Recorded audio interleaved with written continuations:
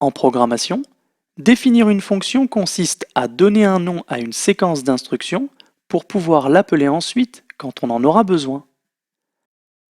En Python, pour définir une fonction, on utilise la syntaxe def, nom de la fonction, argument 1, virgule, argument 2, virgule, etc.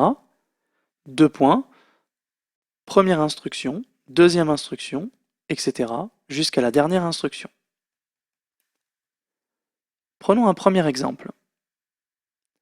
Def, ma fonction de A, print, le nombre A, print, A pour double 2 fois A, print, et A pour carré, A fois A.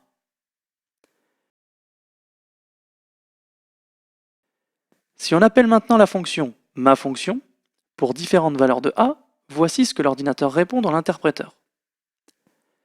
Il exécute toutes les instructions de la fonction une première fois pour A égale 1, une deuxième fois pour A égale 2, et une troisième fois pour A égale 3. Remarquons au passage que dans cet exemple, nous n'avons pas eu besoin de déclarer la variable A. L'ordinateur s'est occupé de la créer lui-même. La définition et l'appel de fonction présentent également un autre avantage. Imaginons que nous modifions la fonction en ajoutant print et A pour cube A fois A et en enlevant le et de la deuxième ligne. Quand nous demandons à l'ordinateur d'exécuter le code, on voit que nous n'avons eu à modifier le code qu'à un seul endroit pour que la modification se répercute partout dans notre programme. Il nous reste à illustrer une caractéristique importante des fonctions, à savoir que ce qui naît dans une fonction vit dans une fonction et n'en sort pas à moins que nous en fassions la demande. Voyons un exemple.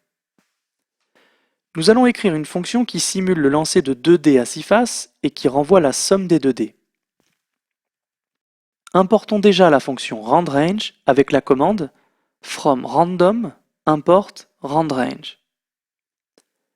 Définissons maintenant notre fonction. Def lance 2 dés, parenthèse, parenthèse, 2 points. Cette fonction ne prendra pas d'argument, donc nous ne mettons rien dans les parenthèses, mais nous devons tout de même mettre les parenthèses. Lancer 1 égale randRange 1, 7. N'oublions pas que randRange exclut la dernière valeur. Lancer 2 égale randRange 1, 7. C'est la même commande, mais elle va a priori générer aléatoirement un autre nombre. Et enfin, résultat égale lancer 1 plus lancer 2.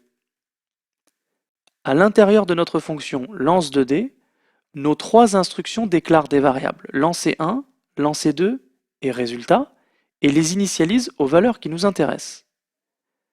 Comprenons que ces trois variables sont internes à la fonction et ne sont pas connues en dehors.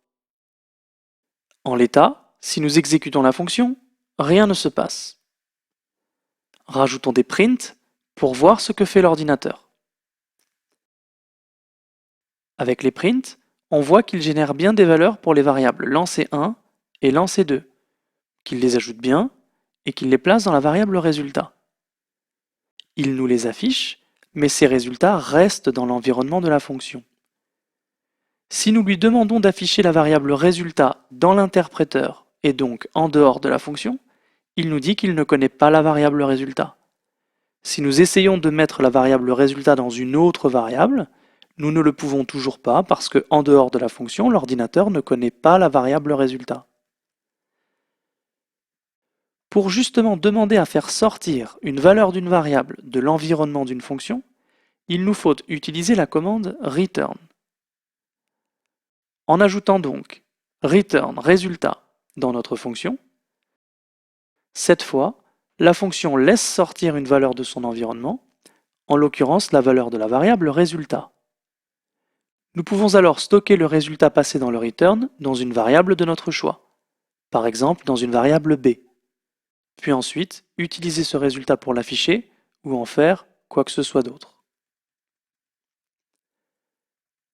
Quand on cherche à écrire des algorithmes, il ne faut pas hésiter à définir des fonctions. Il n'est pas si facile d'imaginer une situation dans laquelle un programmeur en aurait trop défini. Prenons donc l'habitude d'user et d'abuser de création de fonctions.